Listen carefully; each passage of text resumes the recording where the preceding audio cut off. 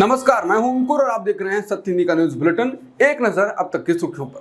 PM Modi CGI Chandrachud के आवास पर गणेश पूजा करने गए थे, जिसके बाद उनकी चारों तरफ आलोचना हो गई। कुछ लोगों ने तो सीजीआई और पीएम मोदी की इस मुलाकात को लोकतंत्र के लिए खतरा बता दिया था। फिर अब सीजीआई चंद्रचूड़ ने सफाई दी। उन्होंने कहा कि हमें यह समझने की परिपक्वता होनी चाहिए कि इसका न्यायिक कार्य पर कोई असर नहीं पड़ता है। उन्होंने कहा कि मैं आपको बता देना चाहता हूं कि राज्यों में ये परंपरा है कि राज्य के चीफ जस्टिस और सीएम के बीच नियमित बैठकें होती हैं। अब लोग क्या सोचते हैं, वो क्यों मिलते हैं? आप कभी भी किसी निर्णय के लिए नहीं मिलते। इसके बाद भी लोग सवाल उठाने लगे कि सीजीआई सफाई दे रहे हैं कि इससे ऐसा लगता है कि उनको आगे भी कुछ करना है, कुछ ऐसा तय है। बता दें, इससे पहले सीजीआई ने यह भी बताया था कि वो सोचते हैं कि उनको इतिहास कैसे याद रखेगा। अब इस सबके बीच पत्रकार रोहिणी ने कहा है कि इतिहास सीजीआई चंद्रचूड़ को इस बात के लिए याद रखेगा कि उन्होंने भारत में मुसलमानों के पक्ष में बोलने के लिए उमर खालिद और शर्जील को सालों तक बिना जमानत के जेल में सड़ने दिया। इतिहास दयालु नहीं होगा जब वो सीजीआई चंद्रचूड़ को याद करेगा। दिवाली और छठ के त्योहार की वजह से रेलवे में मुसाफिरों की बड़ी भीड़ देखी जा रही है। कांग्रेस ने आरोप लगाया है कि त्योहारों के लिए रेलवे ने उचित व्यवस्था नहीं की है। कांग्रेस ने रेलवे स्टेशनों पर उमड़ी भीड़ की तस्वीरों के साथ रेल मंत्री अश्विनी वैष्णव से सवाल किए। सोशल मीडिया एक्स पर एक वीडियो पोस्ट करते हुए कांग्रेस ने आरोप लगाया है कि ट्रेनों के टॉयलेट में 8 मुसाफिर बैठे हुए हैं। पोस्ट में लिखा है कि बिहार जाने वाली ट्रेन के टॉयलेट में 8 यात्री बैठे हुए हैं, सभी त्योहारों पर घर जा रहे हैं। ये तस्वीरें आनंद विहार रेलवे स्टेशन की हैं। दिवाली और छठ के लिए जो 7000 स्पेशल ट्रेनें चलाई हैं, वो कहां चल रही हैं? इससे पहले रविवार सुपर मुंबई के बांद्रा टर्मिनल रेलवे स्टेशन पर ट्रेन में जगह पाने के लिए भगदड़ मच गई थी। इस भगदड़ में 9 लोग घायल भी हो गए थे। हालांकि रेलवे हर साल त्योहारों के मौके पर स्पेशल ट्रेनों की घोषणा करता है, लेकिन आमतौर पर हर साल ट्रेनों में इसी तरह की भीड़ देखी जाती है। केरल के कासरगोड में थेय्यम उत्सव के दौरान अंजुथम्बलम मंदिर में पटाखे फटने से 154 लोग घायल हो गए। घटना पर जिले के डिस्ट्रिक्ट पुलिस चीफ ने बीबीसी से बातचीत की। पुलिस अधीक्षक डी शिल्पा के मुताबिक अंजुथम्बलम मंदिर में 2 दिनों से पटाखे रखे गए थे, क्योंकि वहां थेय्यम उत्सव 2 दिनों का होता है। उनका कहना है कि पटाखों को उस जगह के काफी करीब स्टोर किया गया था जहां लोग इकट्ठे होते हैं। उस जगह पर कोई सुरक्षा भी नहीं रखी गई थी। इस घटना में 154 लोग घायल हुए, जिनमें 97 को अस्पताल में भर्ती कराया गया है। इनमें से 8 लोगों की हालत गंभीर है।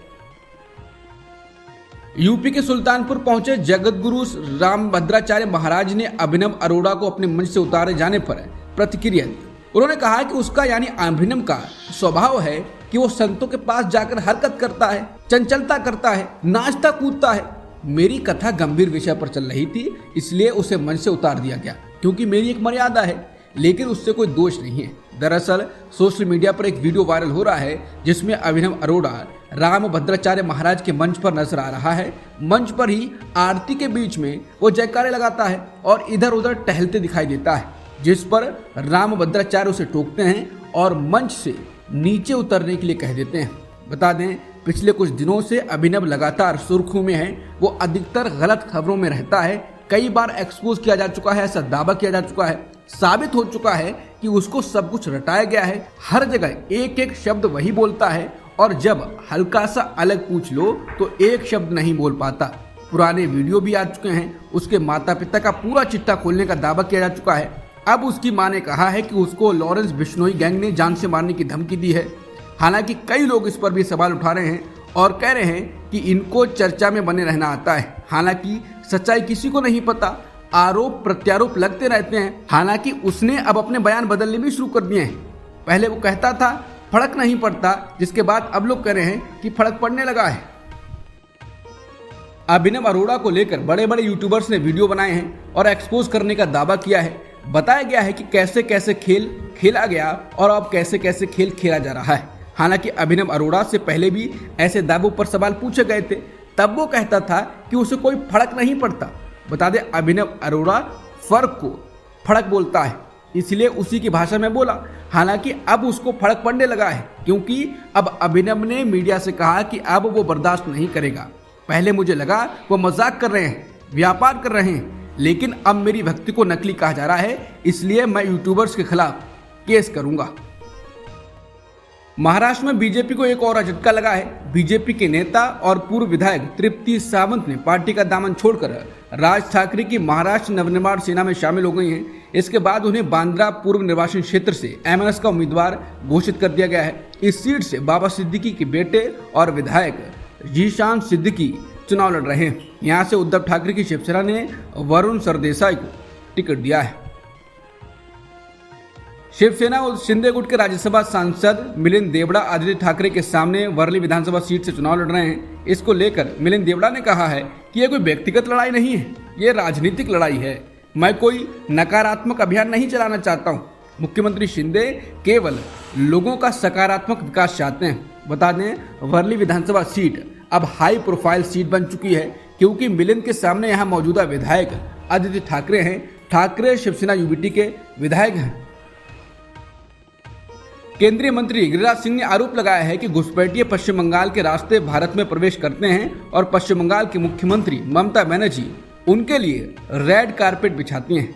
समाचार एजेंसी एनआई से बातचीत में गिरिराज सिंह से सवाल किया गया कि झारखंड के मुख्यमंत्री ने केंद्र सरकार पर आरोप लगाया है कि सीमा की सुरक्षा केंद्र सरकार के हाथ में है, जबकि आरोप राज्य सरकार पर लगाया जाता है। इसी सवाल के जवाब में गिरिराज सिंह ने कहा कि बांग्लादेशी घुसपैठियों के लिए पश्चिम बंगाल में ममता बनर्जी और झारखंड में हेमंत सोरेन ने रेड कारपेट बिछाया है।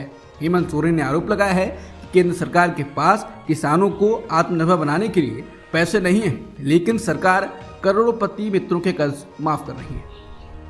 गाजियाबाद कचहरी में मंगलवार सुबह कुछ ऐसा हुआ जिससे पूरी अदालत परिसर में हड़कंप मच गया। सभी के विवाद सुलझाने वाले जज और वकील आपस में भिड़ गए। दरअसल गाजियाबाद कचहरी में करीब 12 बजे वकीलों और जिला जज में एक मामले को लेकर नोकझोंक हो गई। विवाद बढ़ता देख जजों ने पुलिस बुला ली। जिस पुलिस को मामला शांत कराने के लिए बुलाया गया था, उसके आने के कुछ ही देर में विवाद जजों से हटकर पुलिस और वकीलों के बीच शुरू हो गया।